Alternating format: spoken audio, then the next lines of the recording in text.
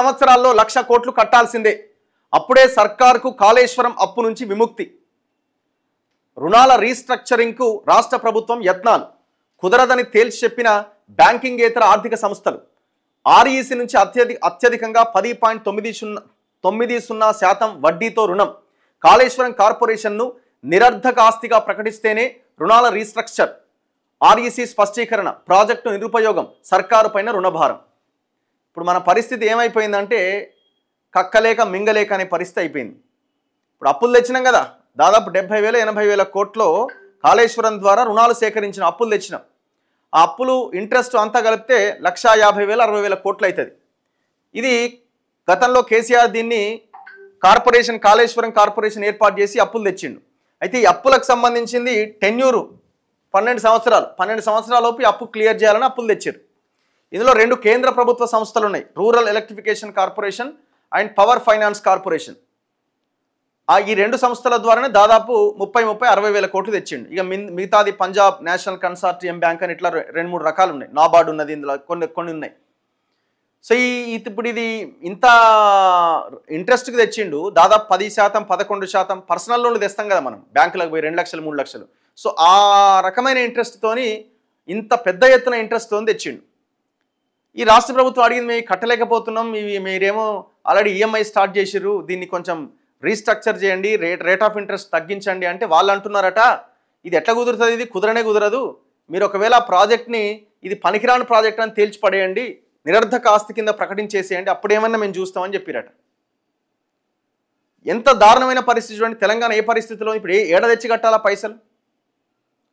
దానివల్ల వస్తున్న లాభం ఎంత? రూపాయి లాభం, 5 పైసల లాభం లేదు. 1 ఎకరా నీరు బారింది లేదు ఇంతవరకు. 162 టీఎంసీలు ఎత్తిపోస్తే మళ్ళీ వచ్చి మళ్ళీ సముద్రంలో పడ్డది. చివరి కాదు మేడిగడ్డ కుంగిపాయ. ఇగో అప్పు తీసుకొని ఒక వాహనం కొన్నాం. కొనుక్కున్న కొద్ది రోజులకే అది ప్రమాదానికి గురై బాగా దెబ్బతిన్నది. సాంకేతిక కారణాలతో దాన్ని బాగు చేయడానికి చాలా సమయం పడుతుందని సంబంధిత కంపెనీల వాళ్ళు చెప్పారు. అంటే ఆ వాహనం మనకు ఉపయోగపడదు, కానీ ఆ వాహనంపై తీసుకున్న రుణానికి అసలు వడ్డీ రూపంలో వాయిదాలు చెల్లిస్తూనే ఉండాలి. ఒకవైపు వాహనాన్ని వినియోగించలేకపోతుండగా మరోవైపు రుణభారాన్ని మోయాల్సి వస్తున్నది. గత ప్రభుత్వం ఎంతో గొప్పగా చెప్పి నిర్మించిన కాళేశ్వరం ప్రాజెక్టు పరిస్థితి ఇదే. ప్రస్తుతం ఈ ప్రాజెక్టు నిరుపయోగంగా మారింది, కానీ దానిపై తీసుకున్న రుణాలు రాష్ట్ర ప్రభుత్వానికి భారంగా మారినాయి. మరో 10 ఏళ్లు చెల్లింపులు చేయాల్సి ఉన్నది. అసలు వడ్డీ కింద 1,00,000 కోట్లకు పైగానే చెల్లించాల్సి ఉన్నది.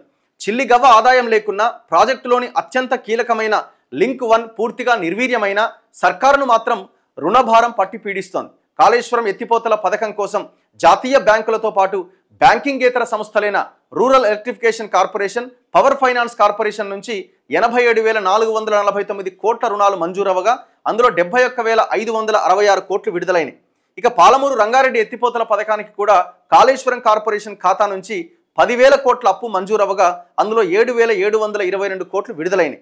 ఈ అప్పులకు ప్రభుత్వం ఇప్పటిదాకా అసలు వడ్డీ కలిపి 29,737 కోట్లు చెల్లించింది. ఇంకా 64,212 కోట్లు అసలు 10 ఏళ్లలో దానికి వడ్డీ కింద ఇంకా మొత్తం అంతా కట్టాలి. మన దగ్గర డేటా ఉంది కదా. ఇప్పుడు ఇది ఎవరు కట్టాలా? అందుకే మేము ఏమంటున్నాం, రేవంత్ రెడ్డి కంటే కేసీఆర్ ఫ్యామిలీ పెద్ద ఎత్తున కూడబెట్టింది సొమ్ముని 1,00,000 కోట్లు విదేశాల్లో అక్కడ ఇక్కడ. దాన్ని బయటికి తీసుకురండి, కేంద్రం సహకారం తీసుకోండి. మరి వాళ్ళు ఏమంటారో చూడండి. కాళేశ్వరం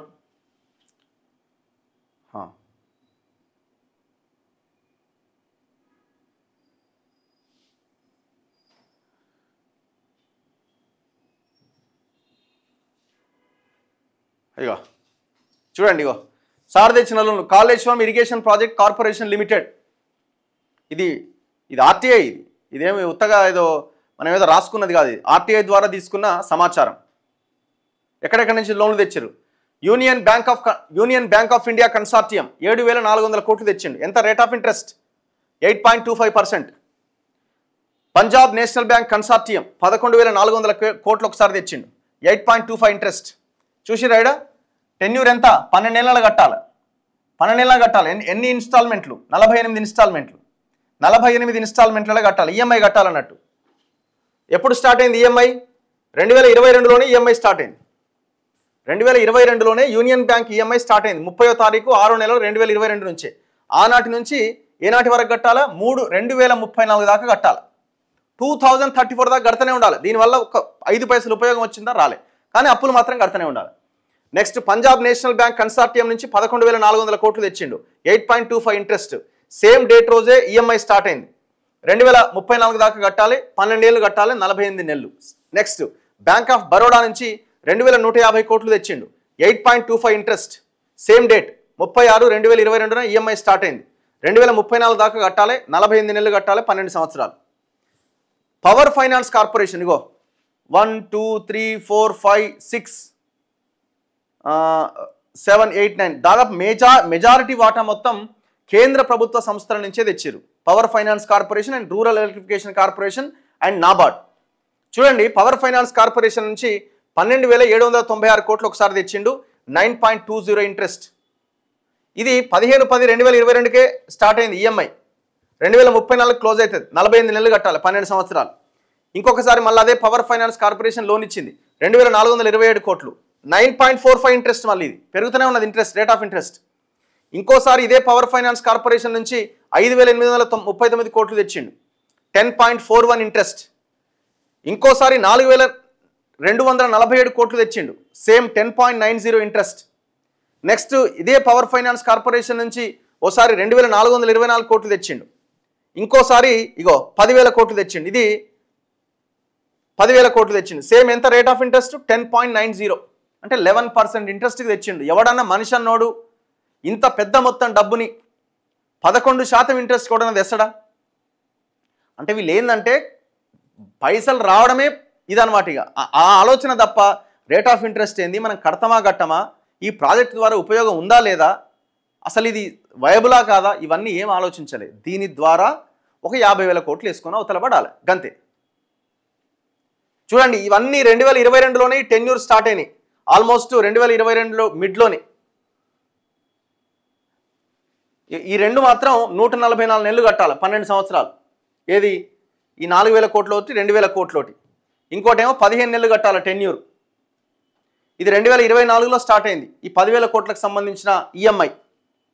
నెక్స్ట్ నాబార్డ్ నుంచి తెచ్చిండు 3 సార్లు 9.75 7.80 7.80 రేట్ ఆఫ్ ఇంట్రెస్ట్కి. 1,500 ఒకసారి, 4,000 ఒకసారి, 2,000 ఒకసారి.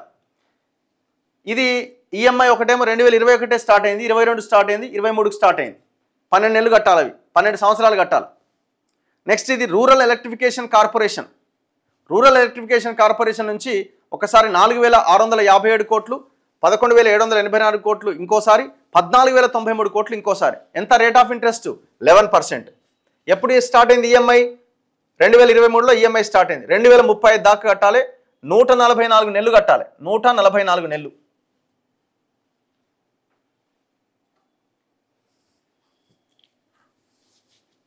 సారీ, 144 నెలలు కాదు, ఇది ఇన్స్టాల్మెంట్స్ అనమాట. 48 ఇన్స్టాల్మెంట్స్, 144 ఇన్స్టాల్మెంట్స్, 180 ఇన్స్టాల్మెంట్స్, ఇది 144 ఇన్స్టాల్మెంట్స్. మంత్స్ కాదు, అది ఇన్స్టాల్మెంట్స్. అవి అంటే అన్ని నెలలు కట్టాలి మంత్లీ. అదేమో క్వార్టర్లీ. క్వార్టర్లీ అనేదేమో క్వార్టర్లీ 48 టైమ్స్. ఇదేమో మంత్లీ 144 టైమ్స్ అనేది మంత్లీ. ఇది మన లెక్క, ఇది అఫీషియల్ డాక్యుమెంట్. ఇది ఇంకేం కావాలా? ఇవన్నీ ఓడగట్టాలండి డబ్బులన్నీ. అందుకే తెలంగాణలో భూముల మీద విదేశాల్లో దాచుకున్న సొమ్ము కొన్ని లక్షల కోట్ల రూపాయలు కుటుంబం దగ్గర, కుటుంబ బినామీల దగ్గర ఉన్నది. దాన్ని అంతా రికవరీ చేసి రేవంత్ రెడ్డి ఈ డబ్బులు కట్టేయండి. అది కూడా దేశానికి సంబంధించిన సొమ్మే. ఇప్పుడు ఈ కేంద్ర ప్రభుత్వ సంస్థల సొమ్ము అయినా, ప్రైవేట్ బ్యాంకులు ఇచ్చిన సొమ్ము అయినా ఎవరిదండి అది? అల్టిమేట్గా మళ్ళీ కస్టమర్లది, ప్రజలదే కదా. బ్యాంక్ కోడ్ ముంచితే బ్యాంక్ కోడ్ ఎక్కడి నుంచి తెస్తాడు?